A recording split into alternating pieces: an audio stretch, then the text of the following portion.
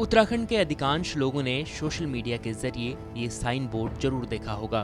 पिछले साल गैरसैंण के पास बेनीताल बुग्याल पर जब किसी बाहरी शख्स ने निजी संपत्ति होने का दावा किया तो ये तस्वीर पूरे प्रदेश में आग की तरह फैल गई थी।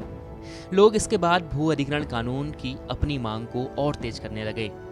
यहाँ तक कि विधानसभा चुनाव में भी भू कानून की खूब मांग उठी।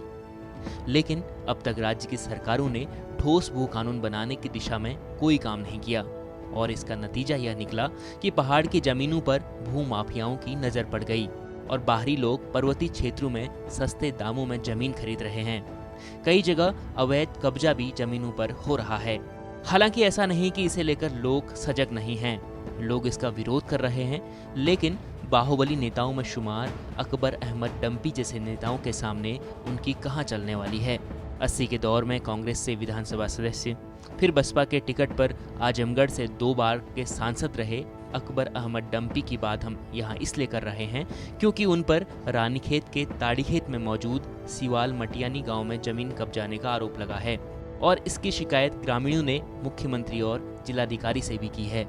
ग्रामीणों के मुताबिक उत्तर प्रदेश के बाहुबली नेता अकबर डंपी ने पहले सिवाल मटियानी गांव में 51 नाली यानी 2.5 एकड़ जमीन खरीदी थी। उसके बाद उसने ग्रामीणों की उस जमीन पर भी अवैध कब्जा कर लिया जो बेची ही नहीं गई थी और 3 साल पहले भी ये मामला सुर्खियों में आया था। ताड़ीखेत में बाहरी व्यक्ति द्वारा अवैध तरीके से जमीन कब्जाने के आरोपों के बाद प्रशासन ने भी इस पर एक्शन लिया और डंपी के लोगों ने जमीन की घेराबंदी के लिए जो पिलर लगाए थे उसे भी हटवा दिया गया है।